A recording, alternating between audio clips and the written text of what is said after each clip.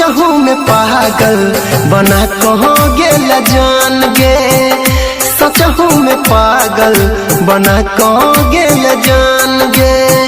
बोले सचीर तोहर लिखल है रिहो नाम गे, सचहू में पागल बना कहो गेला जान गे, सचहू में पागल बना कहो गेला जान गे।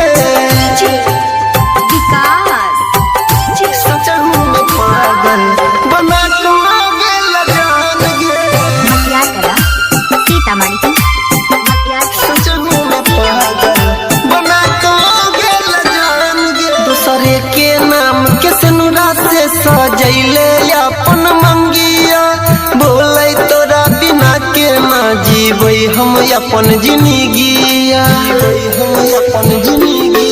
दूसरे के नाम के सनुरा से सजैले अपन मंगिया, बोले तोरा बिना के ना जीवे हम अपन जिंदगिया।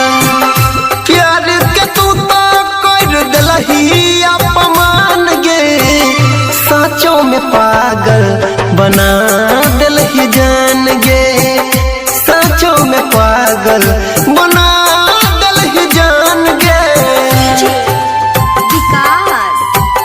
साँचों में पागल बना गेला जान गे,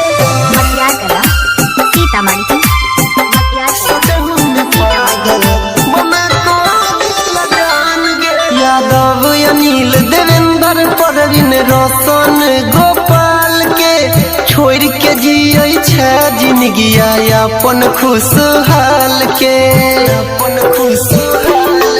यादव अनिल देवेंद्र परवीन रोशन गोपाल के छोड़ के जिये छे जिंदगिया अपन खुशहाल के। तोरे में बसल छो हमारो प्राण गे, सचहू में पागल बना कहो गेला जान गे, सचहू में पागल